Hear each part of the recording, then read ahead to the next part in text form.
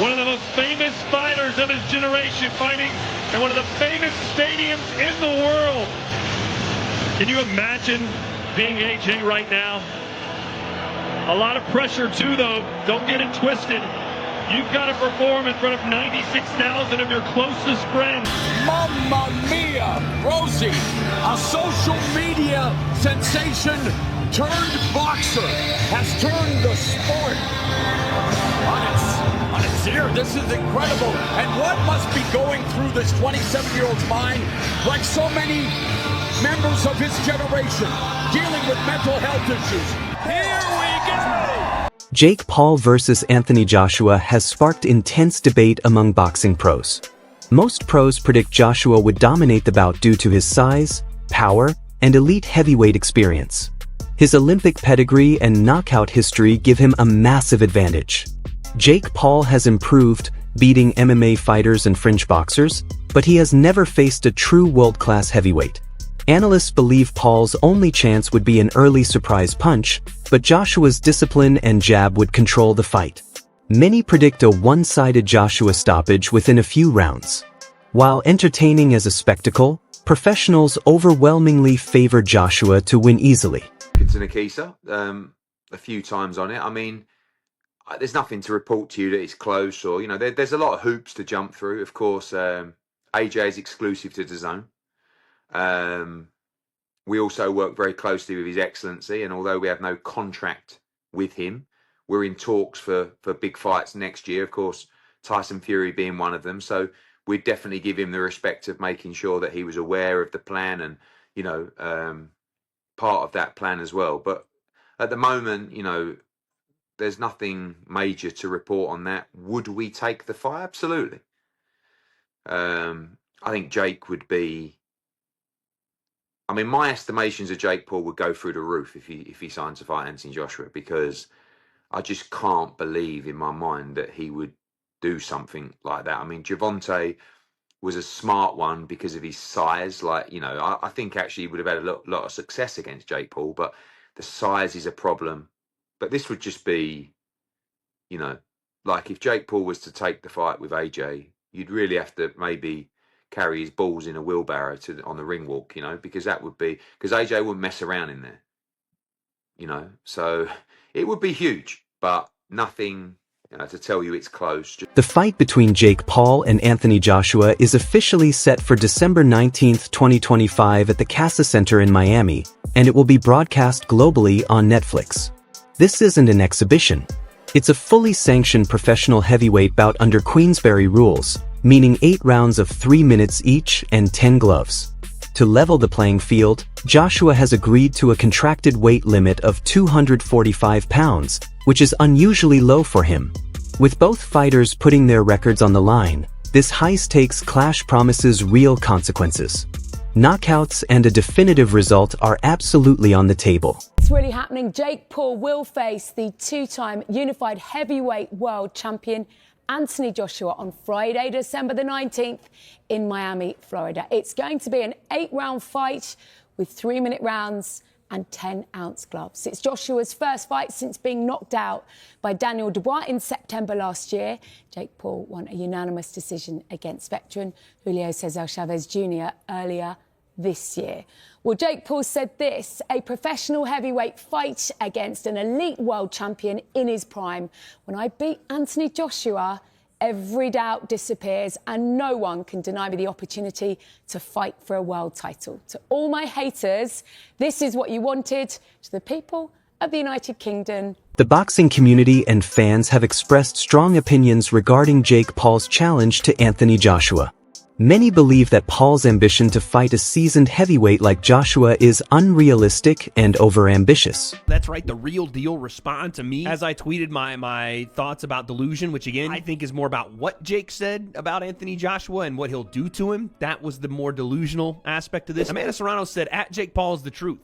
Funny, they say he's a fraud for wanting easy fights, then he asked for the toughest fights ever and they say he's nuts. Listen, he was scheduled to fight Canelo Gervonta And now he's calling out Joshua. Come on, who else is doing this? Oh, crap, on second thought, he is out of his freaking mind. You're right. That was more of just Amanda backing her guy, you know what I'm saying? The co-founder of MVP and someone. But Dave Allen strongly warns that Anthony Joshua could damage his reputation by agreeing to fight Jake Paul. He argues that if Paul even lands a clean shot, it risks undermining everything Joshua has built in his career. Allen believes such a matchup is more about entertainment than sport, and he doubts Joshua would truly want to take that risk. He suggests that many serious boxing fans would view the fight as a step down and that Joshua would lose a degree of respect within the boxing community if he agreed to face a YouTuber-turned-boxer like Paul. Lost to Tommy Fury. Anthony Joshua cannot box Jake Paul. Horrific. He's dangerous for one, and two, if Jake Paul even lands a glove on him, it just diminishes everything that he's achieved. Jake Paul won't last 2 minutes for me. Never mind Anthony Joshua. It's ridiculous. It's a joke. If AJ does say yes to going in against Jake Paul, does he harm his legacy? I would lose a bit of respect for him. I think a lot of boxing people would as well, to be honest. Why would he box him? 2-time heavyweight champion of the world, one of the best heavyweights the last 20 years, held British boxing on his back. People might say he deserves to box Jake Paul. But why though? Why would he do it? Did you lose respect from when he fought in Ngannou? Did you lose respect from Fury when he fought in Ngannou? Ngannou's a serious fighting man. World champion in the mixed martial arts. It's a worrying thing, potentially, the damage that AJ could do to Jake Paul. He'll hurt him. Yeah, Jake Paul is a cruiserweight. You wouldn't put the Midlands area cruiserweight champion in with Anthony Joshua. So why would you put Jake Paul in there? Just because he's a superstar, whatever. I don't know what he does. What does he do? What is he? A YouTuber. It's just not worth it. He's got enough money as it is. Why risk all that for a few more quid? I don't like it. As the fight is expected to be sanctioned as an official fight rather than an exhibition, Roy Jones Jr. has pushed back on the idea that Jake Paul could become a legitimate world champion, openly doubting Paul's ability to win a meaningful title.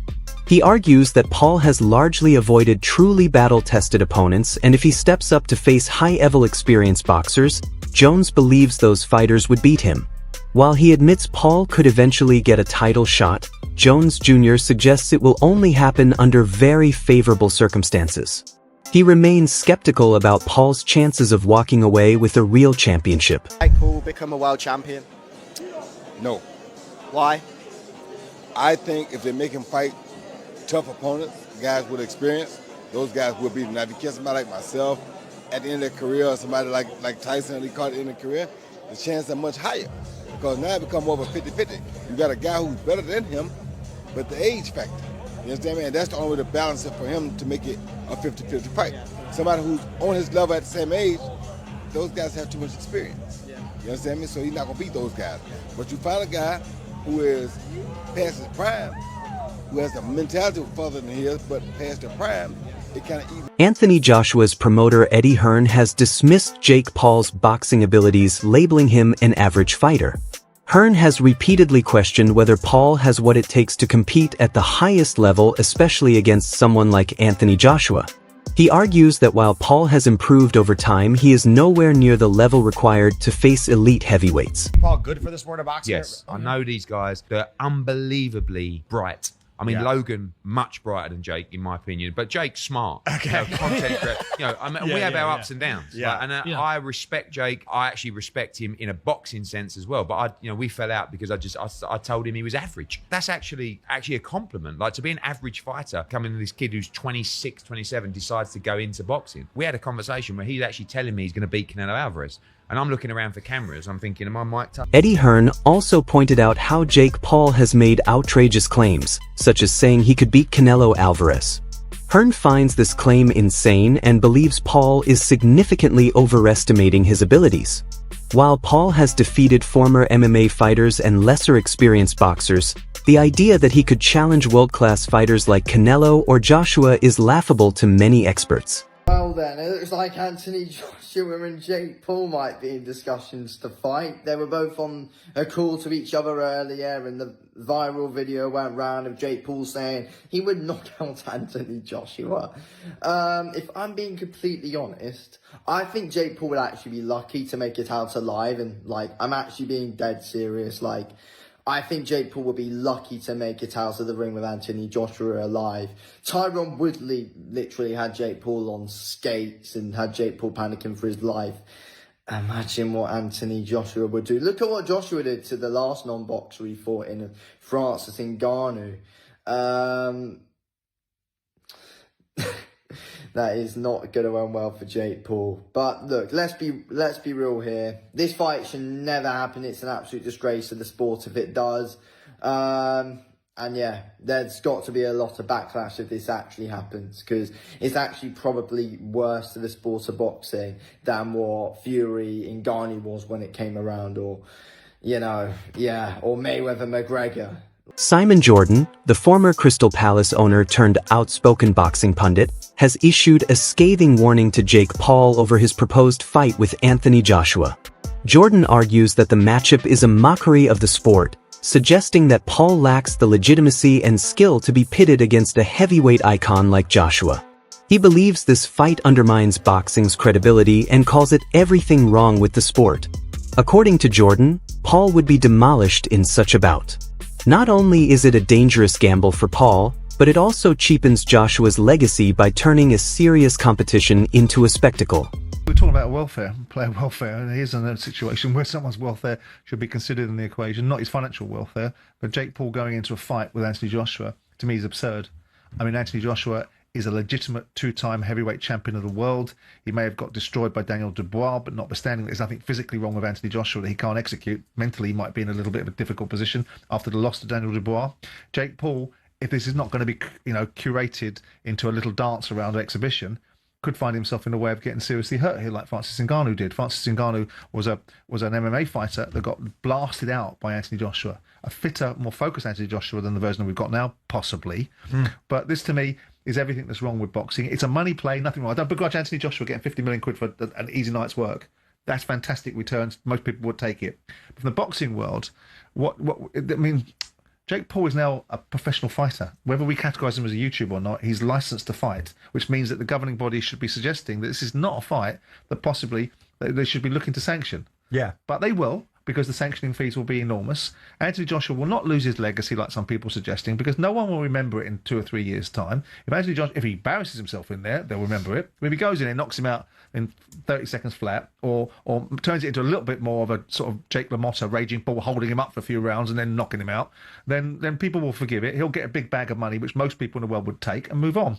And then we'll see if he fights anybody meaningful in the year. I mean, it is like sport has become. And what I got my head around on Saturday night was the entertainment value of Conor Benn and Chris Eubank. The fighting of itself, I could be all pious about it, but the entertainment industry is so prevalent in sport now. This is entertainment. This is going to have hundreds of millions of people watching it. Of course. And Anthony Joshua gets paid, and Jake Paul hopefully gets flattened. Simon, I know the money's there, but does ultimately boxing get damaged? Well, I think so.